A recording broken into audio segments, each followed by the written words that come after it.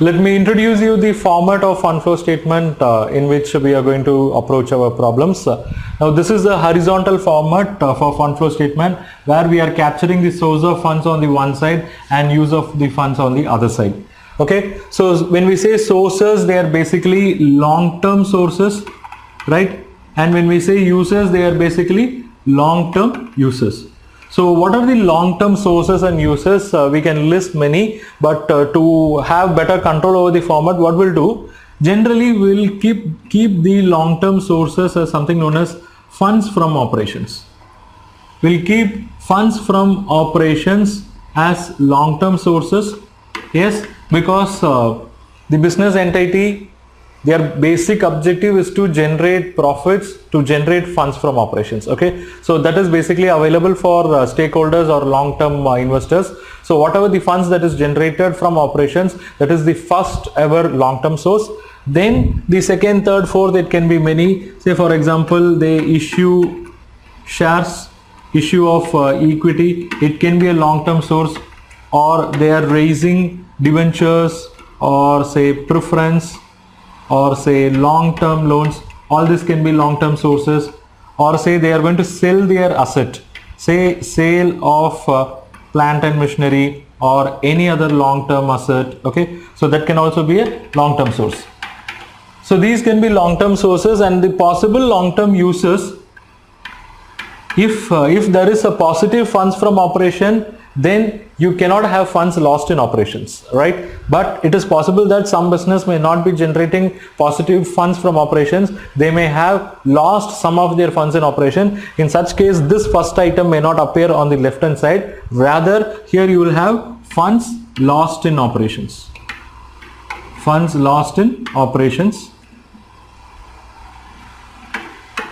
Then many other uses of funds. For example, if this equity is bought back, if this debenture or preference or term loans are repaid. Okay, so I'll put it is buyback of equity, which is a long-term use, or it can be repayment of debenture or preference share capital, or it can be long-term loan. Okay, so it's a long-term use. Then a purchase of long-term asset, purchase of any long-term asset or long-term investment, so that also come here. Then two peculiar items which I want to classify here as a long-term use. One is payment of taxes, payment of taxes.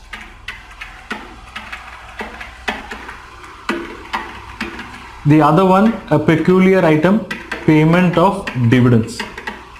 So these items, they are basically short term in nature because taxes are payable for the current year operations.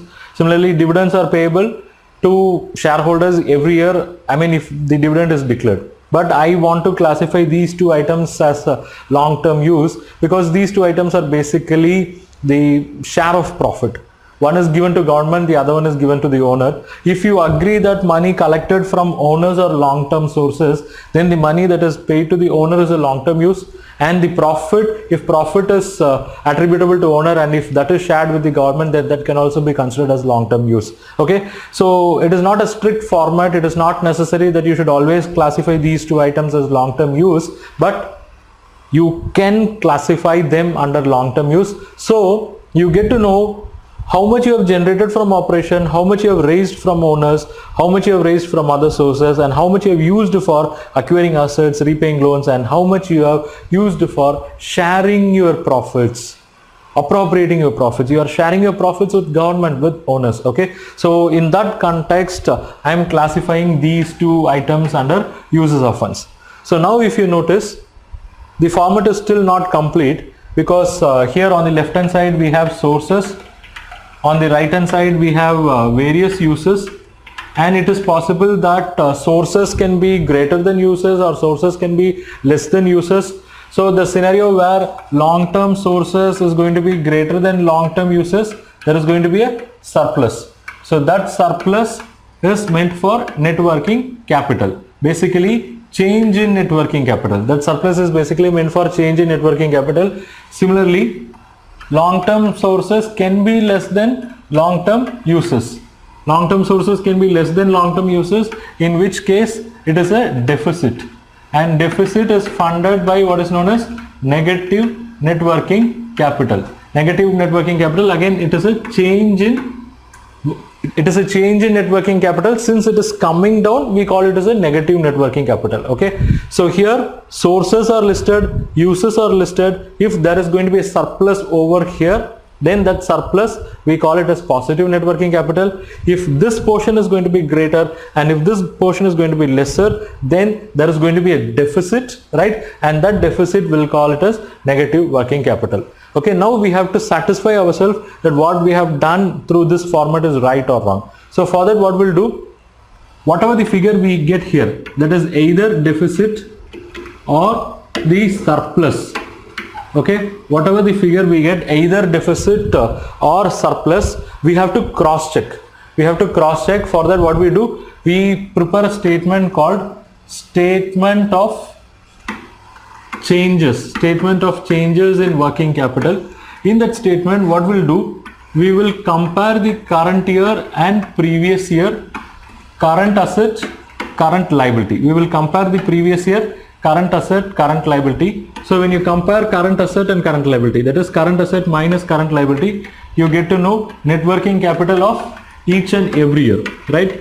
You get to know what is the net working capital of the current year. You also get to know what is the net working capital of the previous year. So if net working capital of the current year, that is current year net working capital, is going to be greater than previous year net working capital, then this is positive net working capital. Okay, this is positive net working capital. It means this should tally with surplus.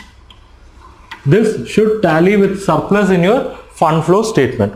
Similarly, if current year net working capital is less than previous year net working capital, it means net working capital is coming down, so we call it as negative net working capital, and this should tally with deficit. So in this way, you can ensure that you have prepared your fund flow statement correctly.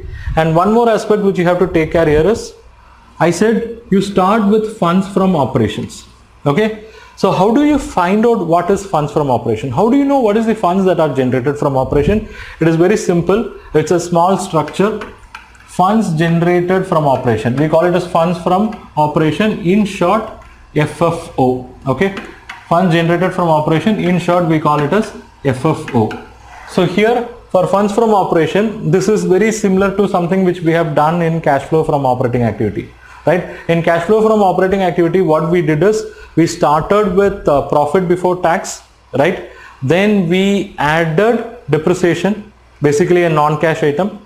Then we also added amortization. Okay, then we went and added interest, dividend and those kind of adjustments. Here we are not going to that extent, but we'll be starting with item like this.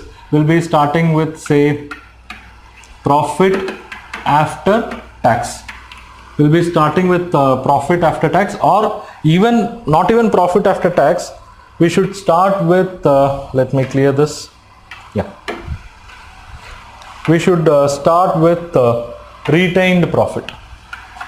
We should start with retained profit. Now with this retained profit, we should add proposed dividend. Dividend that is proposed during the year. Now here I have a reason why I am adding the proposed dividend. The reason why I am adding the proposed dividend is I want to show the profits generated from the operation before payment of dividend. Why I am very particular about it? If you recollect the format of the fund flow statement, here I was very particular that I should consider dividend.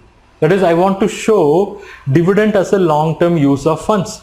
Then I want to show the corresponding source under funds from operation, and that is the reason in this funds from operation I am very particular about adding proposed dividend. It means I can also exclude this. It means I can also exclude this proposed dividend from funds from operation. In such case, in fund flow statement under use of funds, I can also exclude proposed dividend or the payment of dividend. So that is the catch. So please mark it very important. Here I am adding proposed dividend because I want to show the profits before payment of dividend. Why? I am showing payment of dividend as a use of funds in the fund flow statement. So that is the reason I am adding back. Then I'll add back transfer to general reserve. Okay. Then I'll add back, say, preference dividend. Because I am particular about equity dividend, then I should also take into consideration preference dividend. So now by doing all these additions, we'll be reaching profit after tax. But I want to add back provision for taxation also. I want to add back provision for taxation. Why? Again, recollect your fund flow statement format. Here I was very particular that payment of taxes have to be shown as use of funds. If payment of taxes is shown as use of funds, then where is the source? Source is funds from operation. So this funds from operation cannot be after taxes, right? So this should be before taxes. That's why I'm very particular. Provision for taxes have to be added.